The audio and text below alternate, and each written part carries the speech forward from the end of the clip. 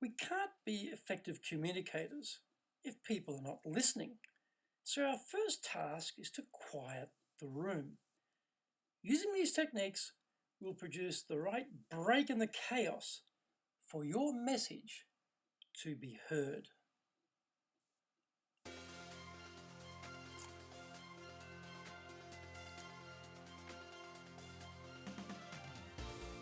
Konnichiwa and welcome to the Leadership Japan series, and I am your host in Tokyo, Dr. Greg Story, resident of Dale Carnegie Training Japan, and much more importantly, you are a student of leadership, highly motivated to be the best in your business field.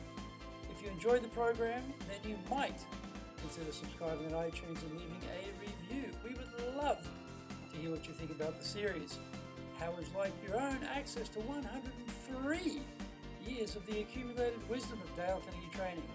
Get our free report, Stop Wasting Money on Training, How to Get the Best Results from Your Training Budget, plus our free white papers, guidebooks, reports, training videos, blogs, newsletters, course information, plus much more at japan.dalecarnegie.com. Today is episode 91, and we are discussing how to command unruly, alcohol-fueled crowds. The master of ceremony goes to the microphone to get the program underway, but the audience are simply oblivious, caught up in their own riveting conversations. The situation is much worse at receptions where alcohol is already flowing, and the people down the back are generating a roar, a positive din that drowns out the speakers. Apart from bona fide members of Imperial Families, everyone is fair game in the let's ignore the speaker stakes. Cabinet ministers, eminent speakers, famous personalities all struggle to get the attention of the crowd. When it is our turn, what can we humble beings do about this? Here are some ideas that will shut down the noisy rabble and provide a proper platform for the speaker to be heard. Make sure to turn off the background music well before you are ready to start.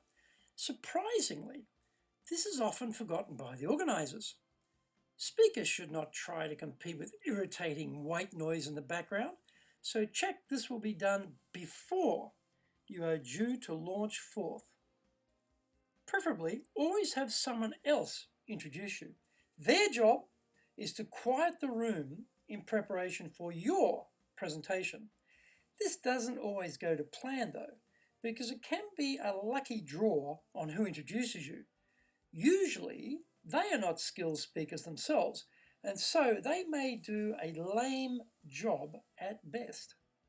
If you are in the MC role yourself, about to introduce the program's speaker, avoid the charisma bypass problem of no presence in the room. I recently saw a giant of a man, fulsomely mustachioed, boasting a hulking frame, drop to the microphone and at a tiny, faint voice try and call the assembled masses to order. He had absolutely no success, so even imposing physical presence is no guarantee to cut through the clatter.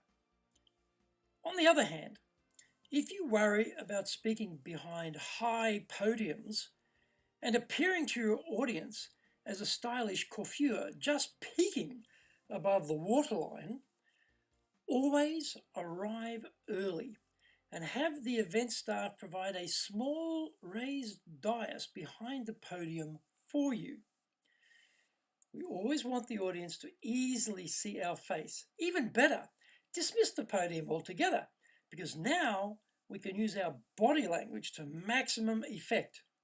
If you are using a laptop on the podium, turn it to the side so that you can see the screen and stand facing the audience so there are no barriers between you. The technology should be at our command and not commanding us. As noted, voice projection is key for cutting through crowd noise. Today's microphone technology is very good, so you don't need to have a stentorian voice to be heard. However, placing the microphone too close to your mouth creates dissonance, making it harder to hear you. Mysteriously, some speakers have the opposite problem and hold the microphone so low that there is almost no sound being heard. These errors are easily avoided if you just hold the microphone about a hand spread in front of your mouth and speak across the top of the microphone mesh. When you face a challenging, noisy crowd, make sure to hit the first few words very hard. To get things going, start with a strong "Ladies and gentlemen" with power invested into the first word, and remember to draw that first word out slightly. Ladies! Elongate it for effect, but don't overdo it. Now include a small pause, then a strong finish to the phrase. This will generally shut the room down and gather everyone's focus on the speaker. If it doesn't produce that "hear a pin drop" silence, then go again with strong voicing of the next phrase. May I have your attention, please? Again, add a pause and let peer pressure quiet your audience. If it is still noisy, repeat this phrase once more and do not start until you have total silence. I've seen speakers using assorted cutlery to bang on a glass to create a chime that signals it is time to shut up, everyone, and listen. It works, however, one word of warning: don't speak while pounding. Let the chime effect work for you, and when the room pressure builds to a point where you have achieved silence, put the glass down, pause, and then start. Why pause? This builds anticipation and curiosity, both of which work in our favor when trying to get attention to what we are saying. Using pauses during your talk is also powerful for focusing everyone on the message you are delivering. Similarly, you can also use powerful music to drown out the crowd's babble and make them listen to what is coming next. Just a short piece will do, as it signals action is about to commence and people will switch their gaze to you at the front of the room. After the music ends, again, use a slight pause and then start. We can't be effective communicators if people are not listening, so our first task is to quiet the room. Using these techniques will produce the right break in the chaos for your message to be heard. Some final advice: don't practice on your audience. Spend time rehearsing your talk so that you are confident and comfortable that you can command the room from the very start. Action steps: turn off the BGM well before you start. Have someone else quiet the room for you.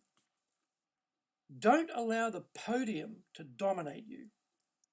Practice with microphones so that you know the correct distance and angle of elevation to use. Hit the first word hard and elongate it slightly. Use pauses. They add power to the speaker. If you strike a glass to produce a crowd quieting chime, add a pause and then speak. A short burst of music can silence an audience and clear the way for you to start speaking.